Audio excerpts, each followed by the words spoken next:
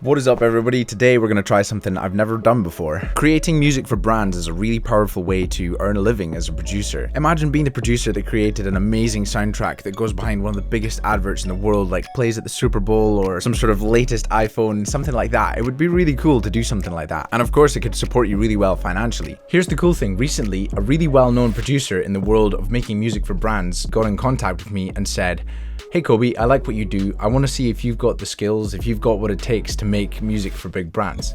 And I thought, okay, challenge accepted. So I jumped on a call with Tommy Z, the man himself, and here's what happened. Tommy's an incredibly skillful producer who's worked for amazing brands like Sony, Toyota, Visa, Honda, just to name a few. You could see the passion he has for this business come through in how animated he is when he speaks. We came up with a game plan. I found a BMW advert that I loved, and I would test my creative skills by creating a song for it, and I would send it to Tommy so that he could let me know whether I actually did a good job or not. Alright, here we go, first attempt. I'll link the original ad down below. The vibe they went for was much more chill, indie. It had a very flowing feeling to it, and it worked really well. My take on it is that I think it would be cool to try and create something more dark, more electronic, that fits the sort of heavy, futuristic vibe that they've got, particularly towards the end of the advert. They've got people dancing in the street, the car is flying through the city, there's lights flashing, all that kind of stuff. FL Studio has this great feature, FL Video Player, something like that, where you can play the track and watch the video at the same time.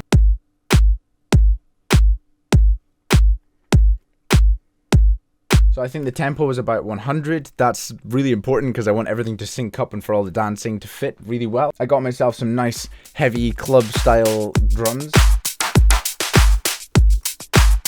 Okay. I found a cool synth that when you play it, it sounds like if you've taken your seatbelt off in the car and you're not supposed to. But now I can make a really cool melody with it. Then let's get a brother melody, a sister melody to go along with it. I'm gonna start off minimal and then bring the drums in when you see the car for the first time.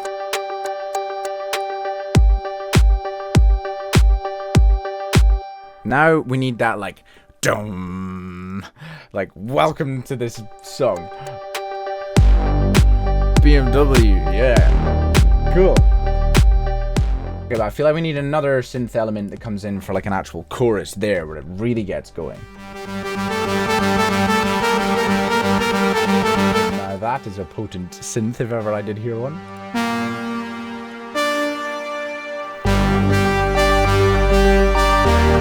Yes! Oh, that's epic! Woohoo!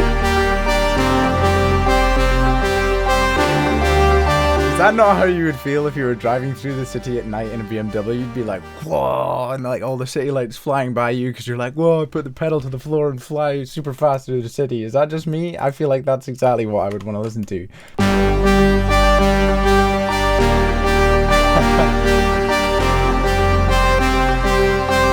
Like, wow, the future. But then, of course, they're going to bring the drums in so that our dancers over here have still got something to dance to.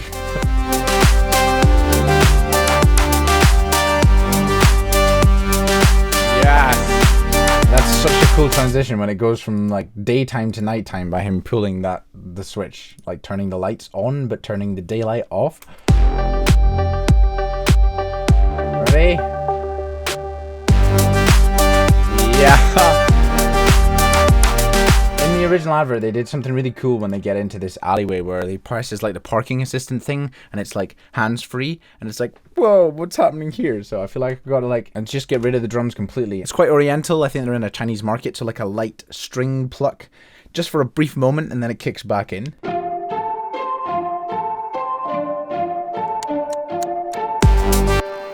Let's see how that looks.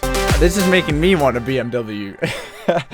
Surely you know an advert is working if you're like you want the thing that you're trying to make the advert for. Alright, we've got the basic structure down. Now I think it is time to record some vocals. Don't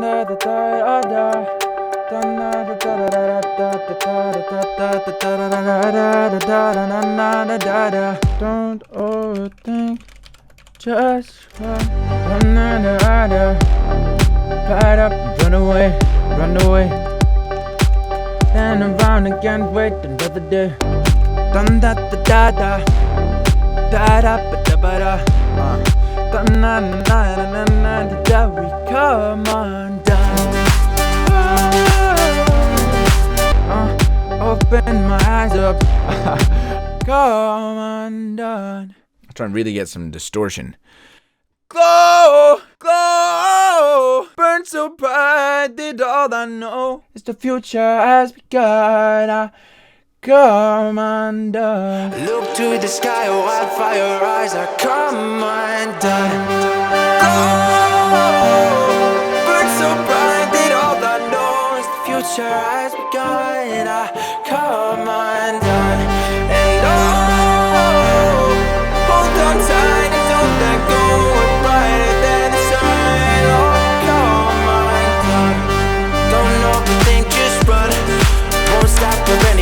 Alright, I feel like I've got a decent first demo. I'm gonna send that to Tommy and see what he thinks.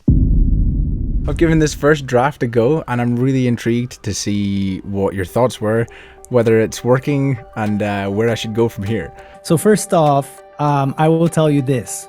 You've done the most difficult thing that a music producer like me always looks for, and that is a general vibe fit between the brand, the story, and the sound. So what I was really refreshed by was the fact that you managed to actually write a track which has personality, which has a certain soul, which has a certain essence, which brands like BMW really look for. I guarantee you, Kobe, if you sent this track to anybody, it will get their attention. We're always looking for this fortuitous, what seems like an accidental match between the track and the visual, and I think you've managed to do that perfectly. So the vibe is really, really excellent. Obviously, the tempo and the vibe has to reflect and match the movements. So I think you got that perfectly right.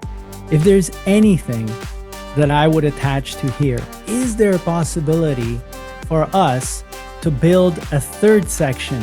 You've intrigued me with the intro. You established the verse. Your voice is wonderful. So it's got me glued and I'm wondering what's next. Is there another climax in this track? And could we introduce it right at the end? Either it elevates it in energy even more, or it's a kind of a turn, left or right. But the hardest part is behind you, I would say. This is like polishing the track to a point where it really expresses itself to its fullest potential. Gets all the juice squeezed out of this story, this particular story. This is almost like the fun part. So we're very nearly there. I just need to make some adjustments to the end and I'm going to try and make it as epic as I possibly can. Tommy suggested innovating the chorus, the hook that I've got, because I wanted to retain that, but I also wanted to spice it up, make it feel fresh right for the very end. So, of course, if we're going to go for that epic cinematic feeling, I'm going to throw in some strings.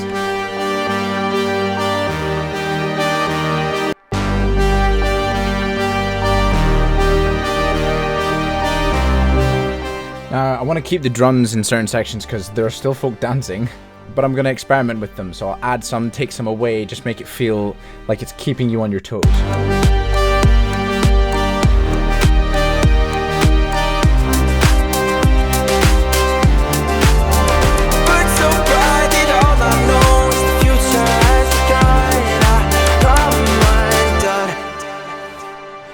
Alright, cheeky mix and master, and then I think we are there. Before I show you the final result, I wanted to ask Tommy some questions about where I could go now. What would you say the next best step is if I actually wanted to make something like this happen? If I wanted to get an actual brand deal with someone like BMW or whoever it might be, for me or for anyone else that's looking to make something cool like that happen, where would they go? What would they do? Number one is I would keep doing what you're doing, which is basically getting familiar, intimately familiar with the craft by doing.